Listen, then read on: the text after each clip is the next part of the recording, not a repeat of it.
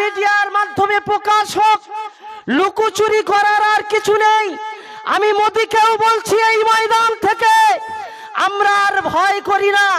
বড় জোরে আমাদের জীবন নিয়ে নিতে পারো, বড় জোর আমাদের জীবন ছিনিয়ে নিতে পারো, কিন্তু আমাদের শত লক্ষ জীবন দেব, আমাদের কোরআন আর ইসলামকে আমরা ছাড়বো না।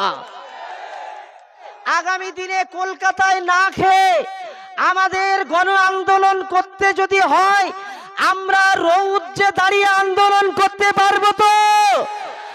আমরা রাজভবন ঘেরাও করব, আমরা সেখানে যেতে পারবো তো?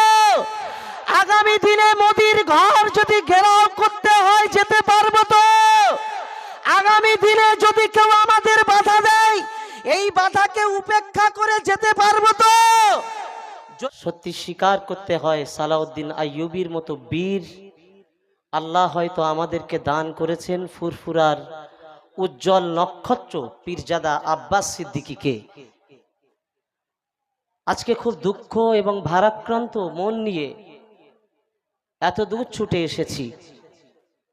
উদ্দেশ্য আমার দুটি কথা বলার। হয়তোবা লাইভে ভাইজান আসা রাস্তায় আমার বক্তব্য তিনি শুনতে পারেন। প্রথমে একটি কথা, ভারতবর্ষে ঈমান ও ইসলামকে মিটিয়ে দেওয়ার জন্যে বারবার চেষ্টা করে কেন্দ্রীয় সরকার, ভারত সরকার বর্তমানে যে আইন এনেছেন, এই আইনের মাধ্যমে ঈমান ও ইসলামকে চিরস্থায়ীভাবে মিটিয়ে দেওয়ার পরিকল্পনা করেছেন। এটা কি আপনারা বুঝতে পেরেছেন? আগে বলেন তো দেখি, কারা কারা বুঝতে পেরেছেন? একটু হাত তুলে আওয়াজ দেবেন। বুঝতে পেরেছেন কি? যদি বুঝতে পেরে থাকেন, আজকের এই কথা অনেকেই হয়তো বুঝতে পারেননি, তাই ময়দানে এখনো মানুষ এসে পৌঁছাতে পারেনি। আমি শপথ আল্লাহর দিয়ে বলছি,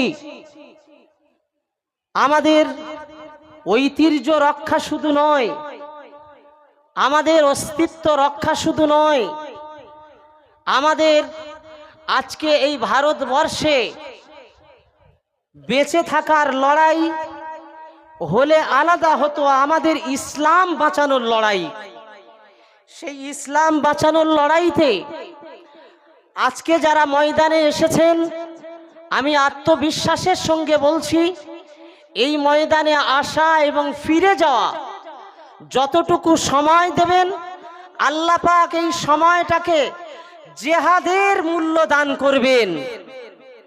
মনে রাখেন, অত্যন্ত ভারাক্রান্ত ভাবে যে কথা বলবো সেটি হলো, এখনো বাংলার মানুষ জেগে উঠেনি।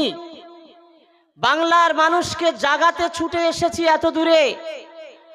ভাইজানের অফিসিয়াল যারা দায়িত্বে আছেন ফোন করেছেন যে আমানুল্লাহ ভাই আসতে হবে, তাই এত রাস্তা আসতে আসতে আমার সঙ্গীদেরকে বলছিলাম শুধু একটু তকবীর দেন। নারে তকবীর, নারে তকবীর। পীরজাদা আব্বাস সিদ্দিকী, বাংলার আইকন পীরজাদা আব্বাস সিদ্দিকী ভাইজান, ভাইজান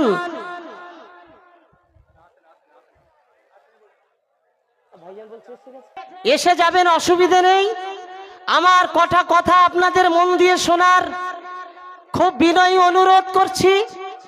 আমি একটা জিনিস পরীক্ষা করে নিয়েছি, বাংলার মাটিতে আলেম হিসাবে, দাদা হুজুরের সিলসিলার একজন খাদেম হিসাবে প্রায় 2011 সাল থেকে নিয়ে বিভিন্ন স্টেজে বক্তব্য দিয়ে যে মানুষকে ধর্মের পথে আসার জন্য যতটুকু উদ্বুদ্ধ করে শান্তি পেয়েছি, আজকে তার থেকে বেশি শান্তি পেয়েছি। আজকে দিন নিয়ে ভাইজান 3টে সমাবেশ করেছেন ওয়াকফ আইনের বাতিলের দাবিতে। একটা হলো আমডাঙ্গা এলাকায়, আর একটি হলো বসিরহাট এলাকায়, আর তৃতীয় নম্বরের সমাবেশ হলো এই সাকরাইল হাওড়া জেলা। এই তিনটে সমাবেশ করে মনে হচ্ছে যেন আমার যে এতদিনের জীবনে যত খিদমত না করেছি, আল্লাহর কাছে মনে হয় সব থেকে বড় খিদমত বলে এই তিনটে গণ্য হবে। তার কারণ হলো এটা ইসলাম ও মুসলমানকে বাঁচানোর জন্য আজকে সত্যিকারে ইসলাম বাঁচানোর লড়াইতে আজকে জিহাদের ময়দানে নেমেছি। কেন এই জিহাদ? বিশ্বনবী সৈয়দুল মুরসালিন বলেছেন, হে মুসলমানেরা জেনে রাখো, হযরতে আবু হুরায়রা হুজুর বসে আছেন। ও আবু হুরায়রা, জানো একটা দিন আসবে, আমি দেখতে পাচ্ছি হিন্দের মাটিতে লড়াই হবে, ইসলাম ও মুসলমানদের সঙ্গে বেদিনদের সঙ্গে লড়াই হবে। সেই লড়াইটার নাম হবে গাজওয়ায়ে হিন্দ। খুব চিৎকার আওয়াজে বলছি, শত শত মিডিয়া আছে, হ্যাঁ মিডিয়ার মাধ্যমে প্রকাশ হোক, লুকোচুরি করার আর কিছু নেই। আমি মোদিকেও বলছি এই ময়দান থেকে, আমরা আর ভয় করি না। বড় জোরে আমাদের জীবন নিয়ে নিতে পারো, বড় জোর আমাদের জীবন ছিনিয়ে নিতে পারো, কিন্তু আমাদের শত লক্ষ জীবন দেব, আমাদের কোরআন আর ইসলামকে আমরা ছাড়বো না। আপনারা কেউ কি ছেড়ে দেবেন? মনে রাখেন, আমার রাসূল শিক্ষা দিয়েছেন, আবু হুরায়রা গাজওয়ায়ে হিন্দ হবে। সেই গাজওয়ায়ে হিন্দে যারা শরীক হবেন, গাজওয়ায়ে হিন্দে যারা বিদায় নেবে, শহীদ হয়ে যাবে, আল্লাহ পাক তাদেরকে শহীদের উচ্চ মর্যাদা আল্লাহ দান করবেন। ওই গাজওয়াতে যারা শহীদ হয়তো সফলতা নিয়ে ফিরে আসবে, আল্লাহ তাদেরকেও উচ্চ মর্যাদা দান করবে। ওগো আবু হুরায়রা, জেনে রাখো, যদি শোনো গাজওয়ায়ে হিন্দ শুরু হয়েছে, তাহলে দেরি করো না, জান মাল সবকিছু দিয়ে গাজওয়ায়ে হিন্দে তোমরা সাহায্য করবে। খুব আফসোসের সঙ্গে বলেছিলেন হযরত আবু হুরায়রা সাহাবীদের সঙ্গে একদিন বললেন, জানো তো, যদি আমি গাজওয়ায়ে হিন্দের সময় উপস্থিত থাকি, তাহলে আমি আবু হুরায়রা শোনা মাত্র আমি সরাসরি গিয়ে ওই লড়াইয়ের ময়দানে উপস্থিত হয়ে যাব। একবার জোরে বলেন সুবহানাল্লাহ। তাকবীর দেন, নারে তাকবীর, নারে তাকবীর। পীরজাদা আব্বাস সিদ্দিকী ভাইজান, ভাইজান, ভাইজান, নারে তাকবীর। ওখানে কেউ গেটের কাছে আমাদের কমিটি কেউ দাঁড়ান, ভাইজান আসলে স্লোগান দেবেন, নারে তাকবীর। পীরজাদা আব্বাস সিদ্দিকী ভাইজান, ভাইজান, ভাইজান। বাংলার সালাউদ্দিন আইয়ুবী পীরজাদা আব্বাস সিদ্দিকী ভাইজান, ফুরফুরা সিলসিলার মুজাদ্দিদে জামানের শ্রেষ্ঠতম রত্ন, আল্লাহ পাক বাংলার যুব সমাজের আইকন পীরজাদা আব্বাস সিদ্দিকী ভাইজান, নারে তাকবীর। আমাদের মাঝে এসে উপস্থিত হয়েছেন আমাদের সকলের প্রাণপ্রিয়, আমাদের সকলের সেরেতাজ, আমাদের সকলের নয়নের মণি, বাংলা লক্ষ যুবকের নয়নের মণি, ফুরফুরা শরীফ আহলে সুন্নাতুল জামাতের কর্ণধার পীরজাদা আব্বাস সিদ্দিকী ভাইজান, নারে তাকবীর। শিরায় রক্ত, শিরায় শিরায় রক্ত, ভাইজানের ভক্ত, নারে তাকবীর। আল্লাহু আকবার। সকলে ভাইজান সময় মতো স্টেজে আসবেন, কথা শুনুন। বক্তা অনেক, আমাদের সংক্ষিপ্ত সময় কথাগুলো আপনাদের শুনতে হবে, কথা বুঝুন। পীরজাদা আব্বাস সিদ্দিকী ভাইজান আজ ওয়াকফ বাতিলের দাবিতে ডাক দিয়েছেন বাংলার যুব সমাজকে। আজ এই ডাকে আপনারা ছুটে ছুটে এসেছেন। আমরা ওয়াকফ বাতিল না করা পর্যন্ত আমরা ময়দানে আছি, এবং আগামী দিনে কলকাতায় না খেয়ে আমাদের গণ আন্দোলন করতে যদি হয়, আমরা রৌদ্রে দাঁড়িয়ে আন্দোলন করতে পারবো তো? আগামী দিনে যদি কলকাতায় না হয়, আমরা রাজভবন ঘেরাও করব, আমরা সেখানে যেতে পারবো তো? আগামী দিনে মোদির ঘর যদি ঘেরাও করতে হয় যেতে পারবো তো?